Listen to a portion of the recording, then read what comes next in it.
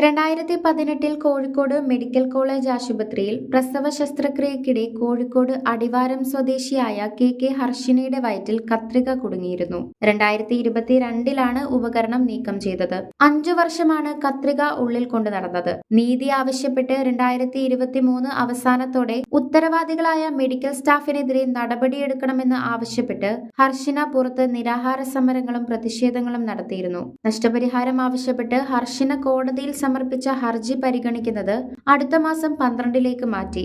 1,95,00,000 രൂപയാണ് നഷ്ടപരിഹാരമായി ചോദിച്ചത്. കോഴിക്കോട് മെഡിക്കൽ കോളേജിലെ മെഡിക്കൽ സ്റ്റാഫുകളുടെ അശ്രദ്ധ മൂലം താൻ അനുഭവിച്ച കഷ്ടപ്പാടിന് നീതി ലഭിക്കണം എന്നും ഹർഷിന കോടതിയോട് ആവശ്യപ്പെട്ടു. പറഞ്ഞിട്ടില്ല.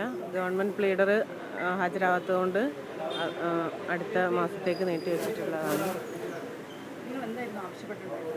നമുക്ക് നഷ്ടപ്പെട്ട ഇപ്പം 4 വർഷത്തോളമായി കത്രിക വയറ്റിൽ നിന്ന് എടുത്തിട്ട് 5 വർഷത്തോളം കത്രിക വയറിൻ്റെ ഉള്ളിൽ കൊണ്ടു നടന്നു. അപ്പോൾ എടുത്തു കഴിഞ്ഞിട്ടും ഇത് എവിടുന്നാ വന്നതെന്നുള്ളത് തെളിയിക്കാനാണല്ലോ കോടതിയിൽ. പക്ഷേ ഇതെവിടുന്നാ വന്നതെന്നുള്ളതിൽ ആർക്കും ഒരു സംശയവുമില്ല. പകൽ പോലെ വ്യക്തമാണിത് ഗവൺമെൻറ് ഹോസ്പിറ്റലിൽ നിന്നാണ് സിസേറിയൻ അടുക്ക് വന്നിട്ടുള്ളതാണ്.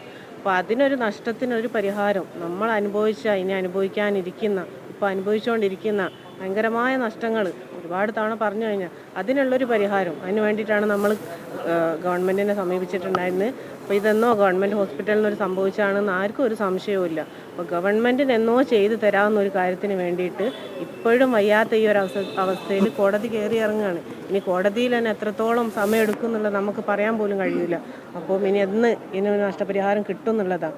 നമുക്ക് ഈ നഷ്ടം അനുഭവിക്കുന്ന നമുക്ക് ആവശ്യമുള്ള ഒരു സമയത്ത് ഇപ്പോൾ ചികിത്സ തുടർന്നുകൊണ്ടിരിക്കുകയാണ്. ഇപ്പോൾ ഒരു പ്രതിപക്ഷ നേതാവിൻ്റെ ആ ഒരു 1,00,000 രൂപ കിട്ടിയതുകൊണ്ട് നമ്മൾ അത്രയും ബുദ്ധിമുട്ടിൽ നിൽക്കുന്ന ഒരു അവസ്ഥയിലാണ് നമുക്ക് ആ ഒരു പൈസ കിട്ടി നമ്മളിപ്പോൾ ചികിത്സ തുടർന്നത്.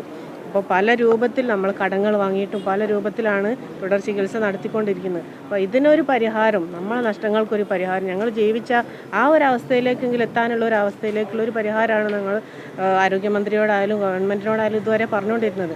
അവർക്ക് പരിഹരിക്കാൻ പറ്റിയിരുന്ന ഒരു കാര്യം ഇത്രയും കാലം 4 വർഷത്തോളമായി നമ്മൾ ഇത് പറഞ്ഞുകൊണ്ടിരിക്കുക. എന്നിട്ട് പോലും ഹർഷിനൻ്റെ കൂടെയാണ്, നിരന്തരം ഹർഷിനൻ്റെ കൂടെയുള്ള സർക്കാരിന് എന്തുകൊണ്ട് നമുക്ക് ഇതിനൊരു പരിഹാരം ഇത്രയും കാലമായിട്ടും തരാൻ കഴിഞ്ഞില്ല എന്നുള്ളതാണ്. ഇപ്പോഴും കോടതി കയറി ഇറങ്ങുക നമുക്ക് എന്നുള്ള ഒരു പ്രതീക്ഷ പോലുമില്ല. കോടതിയിൽ ഇതിങ്ങനെ സമയം ഓരോ കാര്യത്തിന് വേണ്ടി ഓരോ മാസം ഇങ്ങനെ തള്ളി പോയിക്കൊണ്ടിരിക്കുക. ഇനി ഞാൻ മരിച്ചു കഴിഞ്ഞിട്ടാണോ ഒരു പരിഹാരം വന്നതെങ്കിൽ ഇതിലെന്താ ഒരു കാര്യം? നമ്മളെ നഷ്ടത്തിന് പരിഹാരമല്ലേ വേണ്ടത്. അപ്പോൾ ഇതെന്തുകൊണ്ട് ഗവൺമെൻറ്റിന് ചെയ്തു തന്നില്ല എന്നുള്ളതാണ്.